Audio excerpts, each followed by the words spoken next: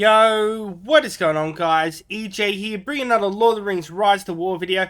Today, guys, we're going to be going over the commanders, about what commanders we should be looking at for using for Season 2.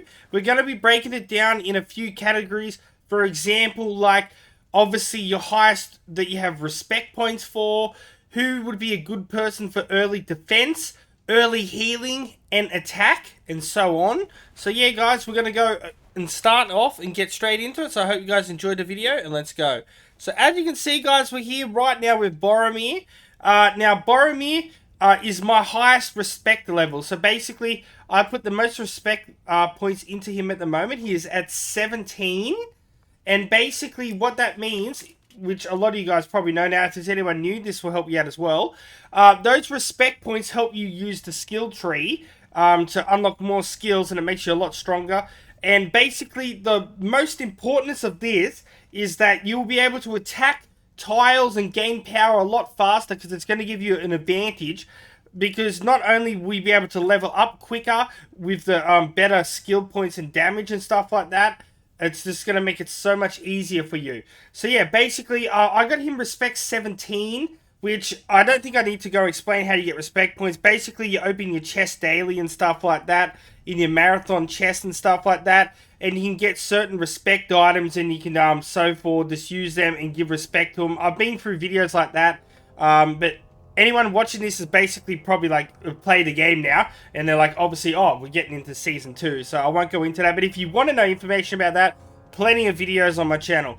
But yeah, so yeah, with those respect points, I always recommend is to get your main skills done first, because they will give you an extra buff. I've gone through this in plenty of videos. So I got him respect 17. So let's think Season 2, I've already got him respect 17, so I can have all of these unlocked. As you can see, I can have respect 3 and respect 5 level skills unlocked straight away. So for example, on Boromir here, I can be doing, for the first 3 rounds, getting damage extra for my army and commander of 20%, which is going to be insane huge help with taking down tiles and building power. So yeah, that's going to be our first one, guys. Rightio, guys, so the next one is going to be your tier 3 commanders. If you've been super lucky, most people I know do have at least one tier 3 now. If you've gotten lucky from one of the chests and you've gotten a tier 3, you want to be using and training these early, because they have higher base points and stuff. For example, what I mean by that, basically, if I go to the stats here, they have higher base defense and attack and strength and stuff like that, and focus damage and things like that. So yeah, and plus also with Season 2, you're going to be getting unique items coming in, but a lot of stuff like that you need to be respect 10. So just going back to what we said before, the highest respect level, that's one of the other reasons you want to be working on those, because there's going to be things where you can do missions for the commanders to unlock certain like items and stuff like that, like in unique items, but you need to be respect 10 for that. But yeah, basically, yeah, if you've got your level 3 commander, it doesn't even matter if they're respect level 0, because their base is really good. Like, let's just have a look at Gandalf, for example, here. He is respect 0 at the moment. I'd love to get him to respect 1. If you got any commanders at least respect 1, or your highest respect, you definitely want to be leveling on those ones first. But with Gandalf, even at respect 0, you can level up these ones here with... it's going to increase your focus damage and stuff, but this is just an example. It's basically for any tier 3, their base skills and that are so much higher than a tier 1 that even at respect 0, in the early levels, like between the first, like say 0 to level 30, you're going to be way stronger to take down tiles. Like yeah, at the start of Season 2, for the first week, maybe even 2 weeks, you're not even going to be doing PvP battles. So yeah, he's... any tier 3 commander, you're definitely be working on, guys. So yeah, tier 3 commanders is definitely what you want to be focusing on for the second subject. Rightio, guys, so the next one is going to be obviously the tier 2 commanders, but just in general. But so yeah, if you got any tier 2 commanders, definitely, like I said, they're higher base stats than tier 1, but not as good as tier 3. But that's just a brief note on that. The next one we're going to be going into, guys, is healing. So if you want an early healing commander, if you've been super lucky, now that we're talking about the tier 2s, if you've unlocked Arwen, for example, she is extremely good healer. Now, healing commanders are very good at basically drawing, and they heal all the time, so you're going to get less troop loss, and it's going to be less time healing times and stuff like that.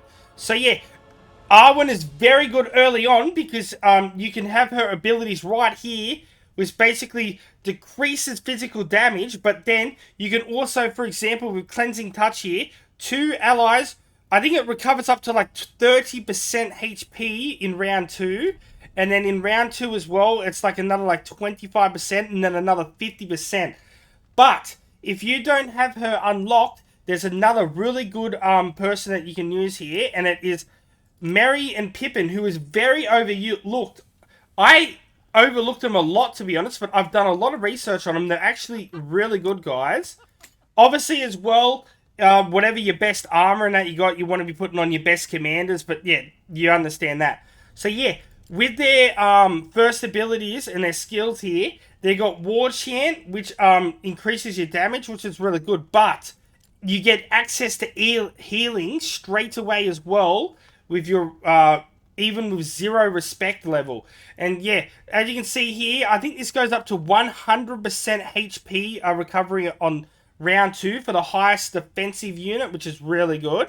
And then you can see there, it also removes a random debuff and recovers, I think, up to like, I think it's like 40 or 50% HP. So yeah, guys, those two are extremely good early healers in the game. Right here, guys, so another person who we got here, as you can see, is Dua Lin. He's another really good person who has some decent healing as well. He's also got some really good attack as well.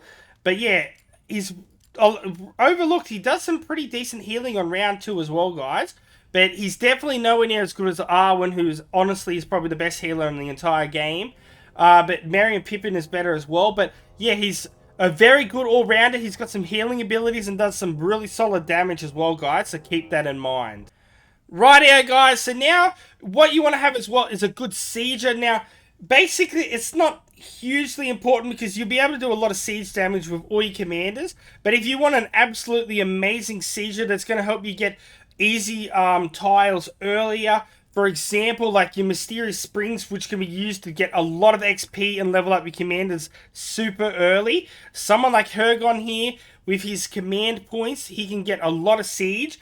As well as a lot of the dwarves and stuff like that are really good for siege, guys. So yeah, just to keep in mind, respect points, it doesn't matter with him because he can be used just as a sieger. So if you level him up a bit, he can be really good at getting that siege damage, which can help you guys get keeps quicker and earlier. But it's more about getting those earlier things like the Mysterious Springs and that, which will come before you can get like level 200s and that. They're a very good objective to go for to level your commanders up super fast.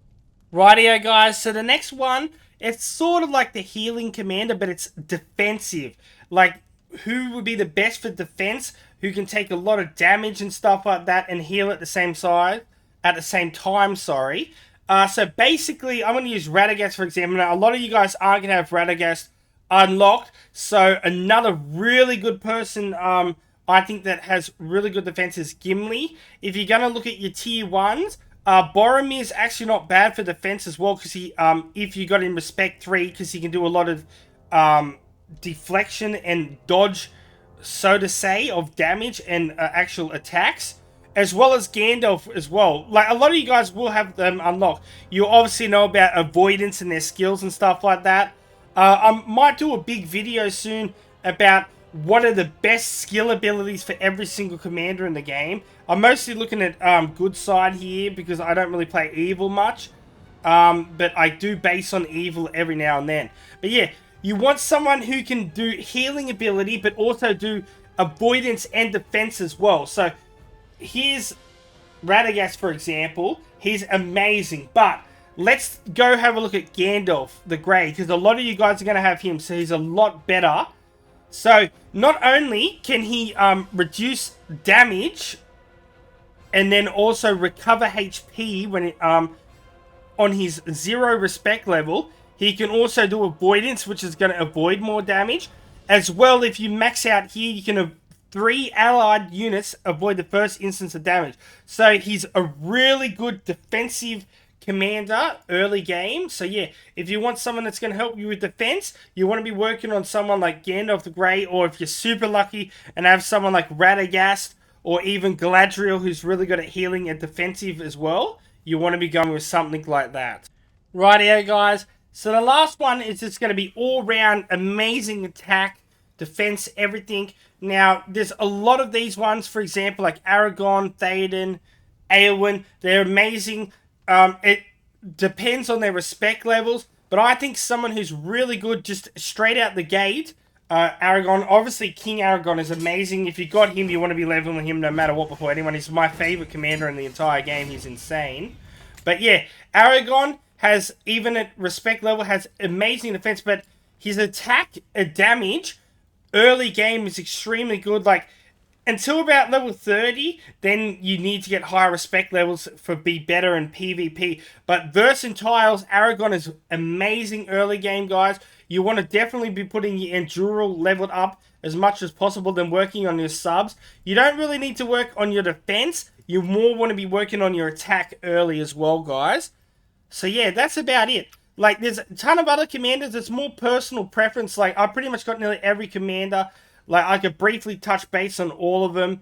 Like, for example, like, Faramir's really decent if you're going for Oathbreakers. If you're with Gondor in Season 2, for example, like that. And, yeah.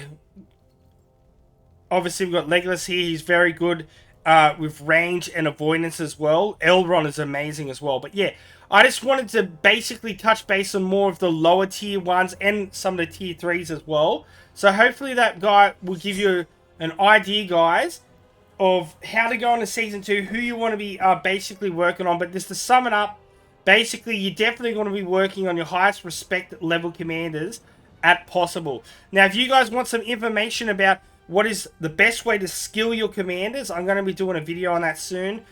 Starting from respect level 1 to respect level 3. If you want to know about what are the best commanders to use for evil, I could possibly do a video for that if you like, but I just don't generally like doing videos on that because I don't know a ton of knowledge about that. But with Season 2 coming, and I'll be able to level up and work with those very soon, I would definitely get a lot more information about the evil commanders, and I'll start doing a lot more content on that as well. So yeah, hope this video helped you out today, guys, and until next time, peace out, EJ's out, and I'll catch you guys later. See yous.